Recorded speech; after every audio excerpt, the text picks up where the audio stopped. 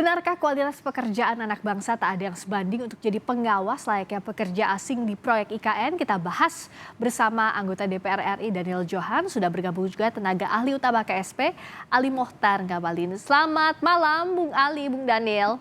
Sehat ya? Selamat malam. Selamat malam, Daniel. Mbak Krisa. Bang Sehat. Ngabalin. Terima kasih sudah hadir. Saya ke Bung Ali dulu. Jadi kalau Pak Luhut itu kan sudah lapor ke Presiden untuk pekerja asing ini di IKN demi kualitas. Pak Jokowi juga setuju, bilang bahwa ya biar nggak kayak SD Impres hasilnya. Nah sebenarnya gimana sih ini agar menjelaskan ke publik soal pekerja asing ini biar nggak salah tangkep, Bung Ali? Ya, nanti dilihat. Jadi dalam hal pembangunan ibu kota negara, memang target-target dan langkah-langkah yang dilakukan oleh pemerintah itu tentu by design. Jadi kalau terkait dengan masalah tenaga asing, harus dilihat dalam perspektif yang lebih bagus. Umpamanya seperti begini, itu kan ada 4 level. Jadi pertama, bukan tenaga yang dipekerjakan secara reguler. Kemudian yang kedua, kalau level-level kerja seperti yang sekarang disediakan oleh pemerintah di IKN itu kan sangat banyak sekali dari tenaga kerja kita. Pembagiannya gimana? Dan yang kedua itu kalau terkait dengan tenaga-tenaga profesional juga kita punya. Indonesia punya kaya itu.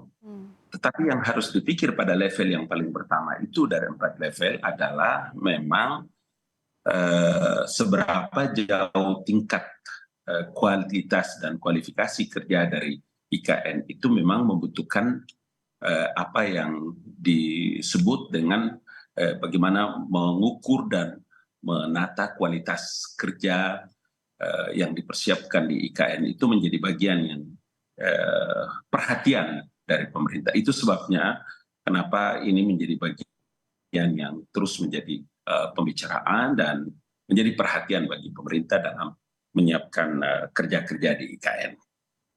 Bung Daniel melihat penjelasan dari pemerintah sudah cukup belum soal kenapa pengawas tenaga asing di IKN ini? Ya, makasih Mbak. Sebelumnya mohon maaf nih lagi di dalam perjalanan. Gak apa-apa, makasih sudah menyempatkan waktu. Silakan Bung Daniel. Ya, justru kita mendorong agar pemerintah dalam hal ini Pak Luhut menjelaskan kenapa hanya untuk level pengawas saja itu harus melibatkan orang asing ya. Dalam istilahnya harus melibatkan merekrut orang bule. Apakah memang kita kekurangan sarjana, kekurangan ahli, kekurangan warga negara yang memang memiliki kemampuan untuk menjalankan tugas tersebut. Itu pertama. Yang kedua adalah kami berkeyakinan bahwa keberhasilan IKN ini setidaknya selain memang persoalan kebijakan, tetapi ada 2 hal yang sangat penting yang harus diperhatikan dengan sungguh-sungguh oleh pemerintah. Yang pertama tentu persoalan lingkungan. Yang kedua adalah persoalan sosial. Percayalah, kalau persoalan lingkungan dan persoalan sosial tidak diatasi dengan baik, maka keberhasilan IKN akan semakin jauh. Ya, semakin jauh pemerintah bisa memberikan bisa mengatasi bahwa pembangunan IKN itu tidak menimbulkan bencana lingkungan yang besar, dan semakin pemerintah memastikan bahwa secara sosial masyarakat bisa menerima keberhasilan IKN, bisa menyerap masyarakat lokal, maka kita mempunyai harapan besar IKN akan menjadi program yang menjadi bersejarah untuk pemerintahan saat ini. Tetapi kalau sebaliknya itu akan menjadi persoalan besar, Mbak. Bung Ali lihatnya gimana nih? Menjawab pertanyaan Bung Daniel tadi, apakah nggak ada anak bangsa yang mampu di level pengawas ini? Termasuk juga bagaimana menyelesaikan program dari sisi sosial dan juga lingkungan. Bung Ali, belum tolong di-unmute dulu. Nah, ya. Makanya tadi saya bilang, paling tidak itu ada 4 level. Level yang paling terendah itu adalah memang tukang atau buruh kasar yang kita punya banyak banget. Yang kedua adalah tenaga biasa yang memang sudah diatur. Ada juga yang disebut dengan reguler. Tetapi yang lebih terpenting itu adalah tenaga ahli. Tenaga ahli itulah yang tidak semuanya memang dari luar negeri, tidak semua diambil. Tetapi memang ada tenaga ahli yang memang mereka punya apa namanya konsentrasi, kemudian mereka punya aspek dalam bidang yang memang kita kurang, kita belum miliki atau mungkin dalam rangka untuk melengkapi. Itu sebabnya saya juga harus memang kasih tahu bahwa kita itu menggunakan tenaga ahli luar negeri itu bukan di hire ya, bukan di hire, tetapi memang dalam hal membangun bilateral untuk bisa menggunakan tenaga ahli itu. Umpama dari Jepang, kemudian Australia, dari itu yang disampaikan oleh Luhut. Tadi saya bilang ada level-level yang digunakan, dipakai oleh pemerintah dalam membangun IKN. Tidak seluruhnya, mungkin ada beberapa orang gitu. Kenapa itu jadi problem kalau kita ingin membangun satu tempat yang begitu hebat sebagai bentuk pertanggungjawaban dari kerja-kerja yang benar untuk legasi dari pemerintah ini kepada IKN. Apa yang tadi dikomentari oleh anggota yang terhormat, sahabatku, kawanku itu, saya kira is okay. Kita semua punya harapan seperti itu dan usia 5-10 tahun akan datang itu periode kita semua itu. Jadi kita akan nikmati itu IKN dengan baik dari kerja-kerja hebat yang dilakukan oleh pemerintahan Presiden Jokowi saat ini. Nah, Bung Daniel, Gitu. kalau tadi kata Bung Ya. Ali sifatnya melengkapi, nah itu bisa diterima alasannya? Ya, kita belum bisa memberikan komentar selama memang pemerintah belum menjelaskan bahwa memang tugas-tugas tertentu seperti ini A, B, C, sehingga Harus tidak ada spesifik anak begitu ya bangsa. dijelaskannya ya, Bung Daniel? Iya, sehingga tidak ada anak bangsa kita yang sanggup. Nah, itu kan kita nggak paham. Seandainya memang tidak sanggup, ya kita memahami. Tetapi dari konteks kalau di istilahnya pengawasan, ya begitu banyak insinyur kita, begitu banyak lulusan S2, S3 kita.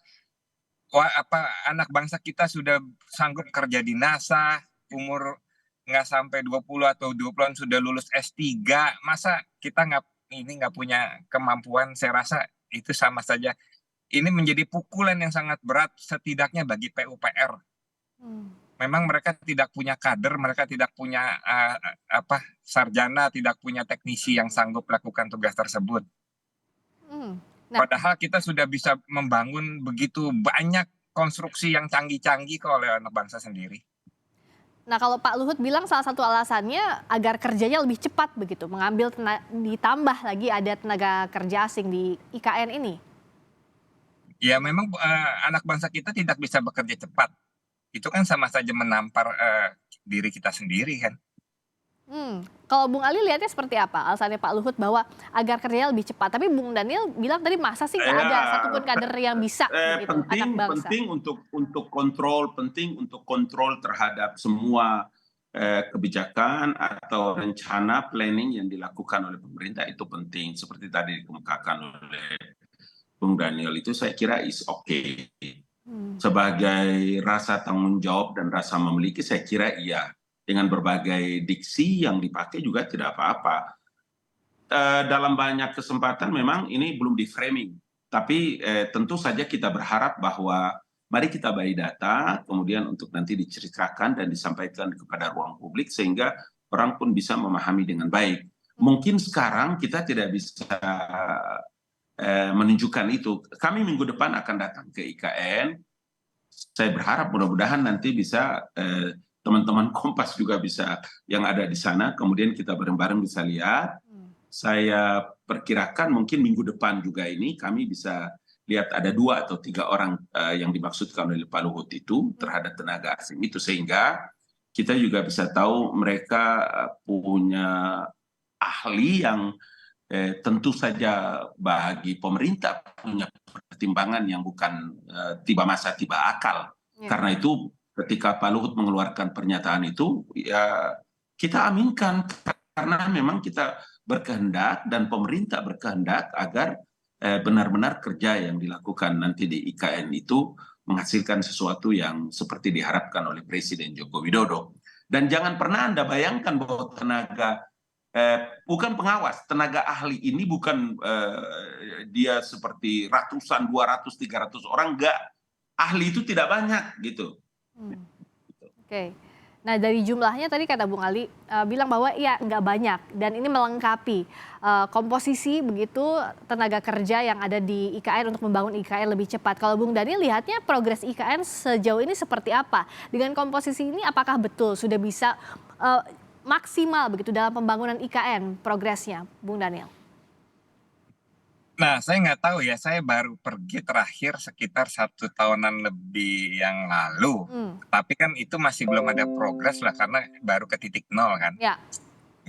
Nah, sehingga progres ini harus memang beriringan, yang tadi saya bilang, itu benar-benar harus memperhatikan secara sosial dan lingkungan. Karena kalau ngobrol progres tapi sosial dan lingkungannya tidak diperhatikan, itu progresnya itu ujungnya akan menjadi ketidakberhasilan. Dan akhirnya kan kita sia-sia kerja keras yang sudah dilakukan. Oke, kalau Bung Ali jadi bagaimana dari pemerintah agar proyeknya berhasil, tepat waktu, cepat, tapi faktor lingkungan dan sosial seperti yang tadi dicatat oleh Bung Daniel ini tidak terabaikan? Saya itu sudah ke-9 kalinya datang sebagai tenaga ahli utama kantor staf presiden dan lebih kurang 9 kali datang. Anda bisa bayangkan bagaimana proyek sebesar itu kemudian pemerintah mengambil keputusan, presiden mengambil keputusan bekerja di sana, kemudian bekerja sembrono. Apakah memang tidak usah Anda membayangkan bahwa kerja sebesar itu kemudian tidak ada analisa dampak lingkungan, kemudian macam-macam dan bukan untuk pertama kali kerja-kerja seperti begini.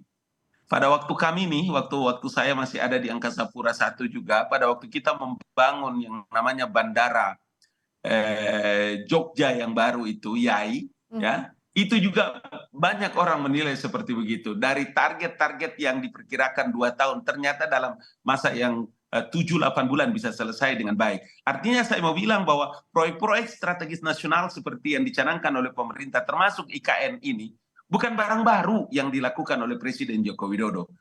Jadi semua yang dikemukakan terkait dengan lingkungan, apa segala macam, itu udah selesai. Ini tinggal sekarang bagaimana percepatannya yang dilakukan. Seperti itu.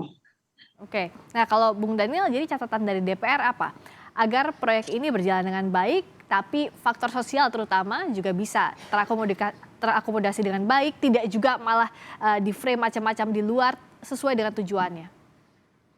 Ya, pertama gini, saya ingin mengingatkan pada saat pertama kali proyek IKN itu dirilis dan diumumkan, ada satu penekanan yang digaris bawahi bahwa pemerintah akan komitmen terhadap nilai-nilai lokal. Ya. Lalu pemerintah komitmen untuk memprioritaskan masyarakat lokal. Nah, ini kita pegang. Tetapi faktanya hari ini adalah saya mendapat kebetulan dapil saya bagian dari Borneo. Saya mendapatkan mendapatkan aspirasi begitu banyak bahwa masyarakat lokal saat ini merasa terpinggirkan.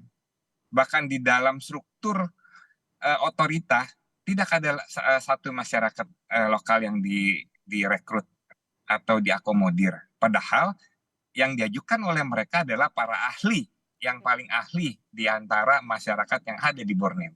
Itu misalkan salah satunya.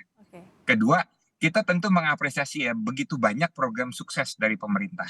Dan itu menjadi suatu kemajuan, menjadi catatan sejarah bagi pemerintahan Pak Jokowi saat ini. Tetapi kan ada beberapa juga yang mengalami kegagalan, misalkan food estate, itu proyek yang sangat besar. Tetapi karena studi kelayakannya tidak berjalan dengan baik, akhirnya kan ujungnya malah kegagalan.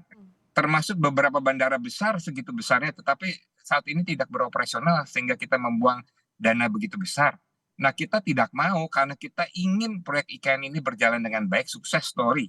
Sehingga suara-suara itu harus didengar. Ya, suara-suara ini diakomodasi sambil juga proyek IKN ini juga bisa berjalan dengan baik, itu yang diharapkan. Terima kasih atas waktunya sekali lagi Bung Daniel Johan yang sudah memberikan catatannya, anggota DPR RI. Terima kasih juga Bung Ali Mokhtar Ngabalin, tenaga ahli utama KSP. Selamat malam.